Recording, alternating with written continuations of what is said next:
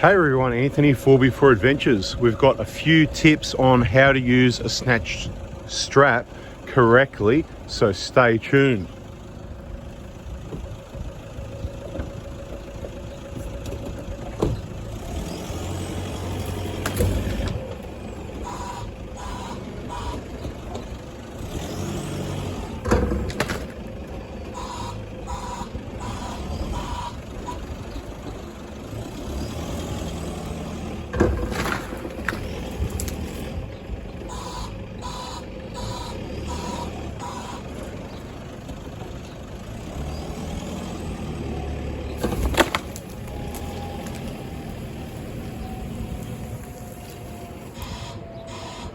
Okay, so we've got a couple important tips here. When you reverse up after a snatch maneuver, you need to keep the vehicle straight to make sure you do not run over that snatch strap and get caught up underneath the vehicle. Always remember to back this off a little bit after it gets tight, so if there's any bending under a high load situation, this doesn't get stuck on.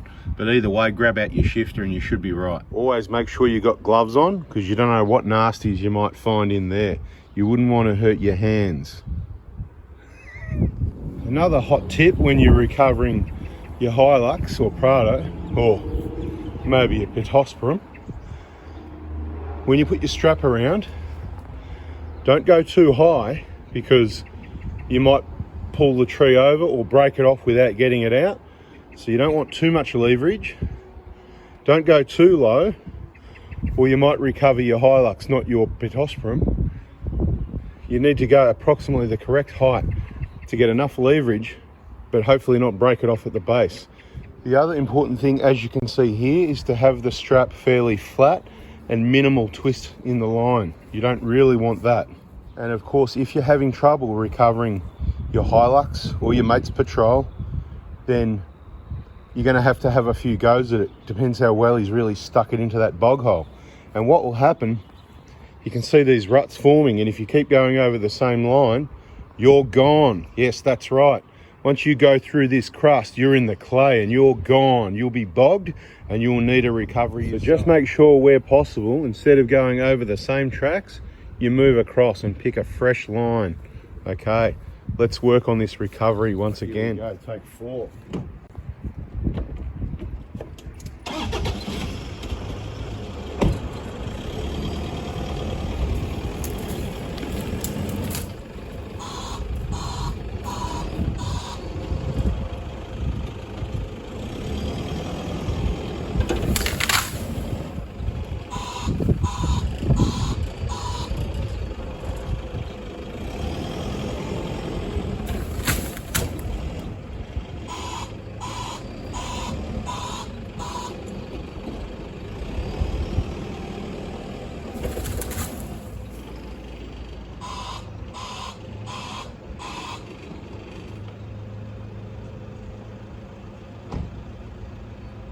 And as you can see, this one didn't go quite to plan. Let's take a closer look.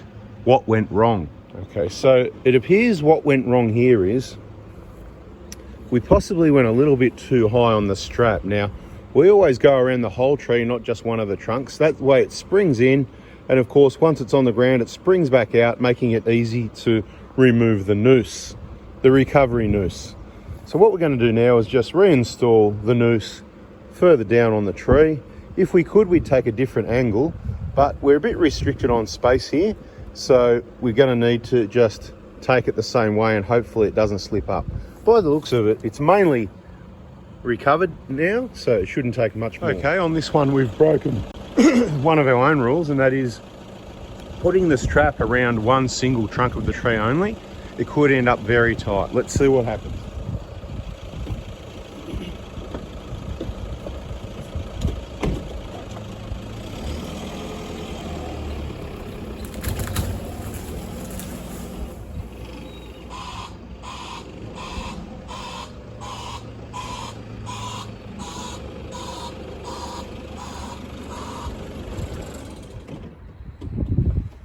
Wow, that didn't go to plan, did it? Okay, so at this point, a reminder when reversing up to keep it nice and straight.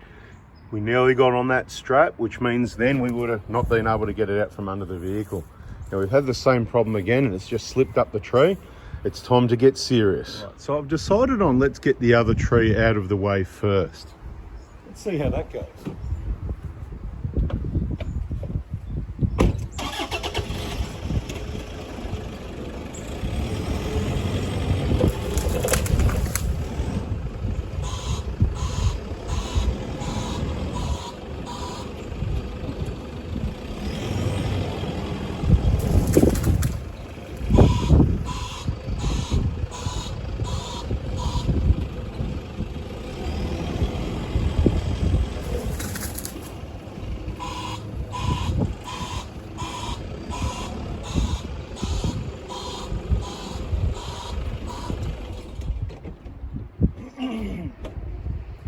So these last two here are proving to be very difficult recoveries. A little bit out of the square, we're going to need to start thinking about this one. Okay, so this is looks like the situation. You can see we started off fairly low here, and as soon as the tree goes over, obviously the strap slides straight up the tree. Most of the roots look like they're broken, but there's probably one main taproot that's still holding on. So what will we do here? Once again, like this one, we probably need to take a slightly different direction. So let's give that a go. While always being mindful when you reverse up to not reverse over the strap. So thank you all for being so patient with me. And now's probably a good time to remind you, you should subscribe and turn the bell on so you don't miss more helpful tips like how to use a snatch trap. Now, what I've done here is remove the strap and refit it a little bit further down the tree. I've pulled it tight, so hopefully it doesn't slide up too much. So let's see what happens, shall we? All right, here goes. Wish me luck.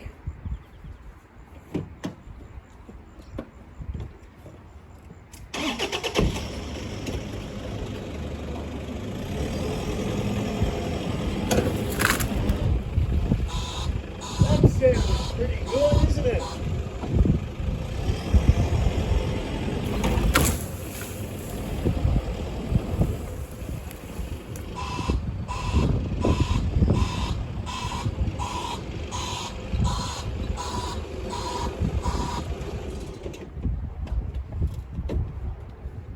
There we go, beautiful. There we go, people. As you can see, some giant big tap roots here. They've gone off to the side, and we're lucky we didn't do more to the already established, very extensive landscaping.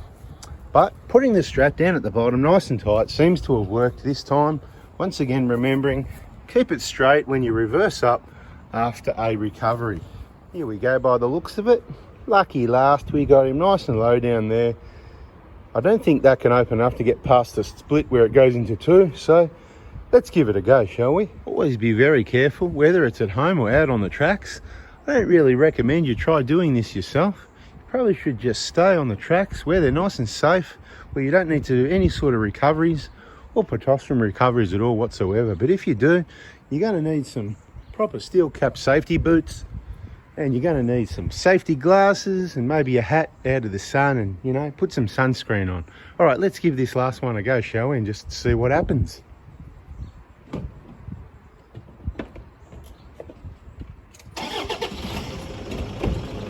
Two-wheel drive.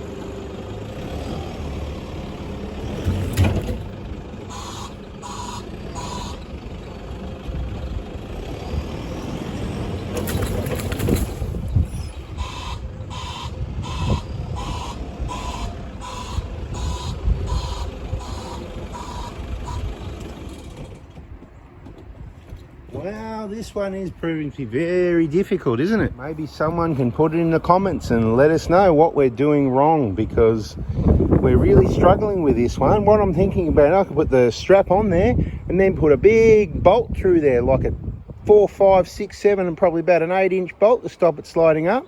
There's an idea. We get out the drill with a spade bit and whack a bolt through there. Yeah, I don't know about that. Could damage our strap, and we've got a really top quality strap here that we really don't want to get any damage on. You can tell how good condition it is in already. It's been tied up a couple of times. We don't want to have that happen again. Okay, this is it. This is the final straw, okay? So I'll set it up in such a way right at the bottom with all the parts of the tree because we had an issue where possibly because of the knot being in the way that it couldn't pull tight. So now I've got a bit more thickness there, and I've set it up in such a way as soon as I go it should pull tight and not slip up. And what we're going to do, we're going to hit it a bit hard this time to make sure it does pull and reef it out from there rather than slowly laying it down and then sliding off. See, that's why you subscribe and watch to the end of the video for all these top tips. There's some really great ideas in the video, and don't forget 4x4 Diesel, our other YouTube channel. Damn, where was that hat and sunscreen? Hang on, let me give it a try.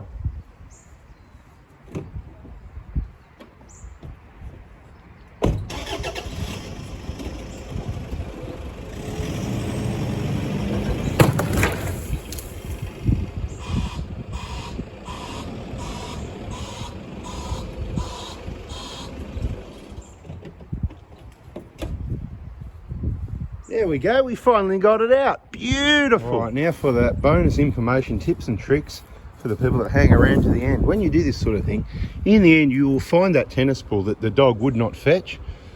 Okay, you can see how we got it out. It was sliding up one end. It was a bit of a double doozy, this tree, but it came out in the end. Now we've also sustained some damage here, which is important to have a look at and make safe. Here we've got a broken fence paling, as you can see. This is probably not posing too much danger itself, but if you have a look here, there's a paling with a nail sticking out, and if someone was walking around, those young kids, or even a silly adult like me, you could accidentally step on, ouch, and put it in your foot.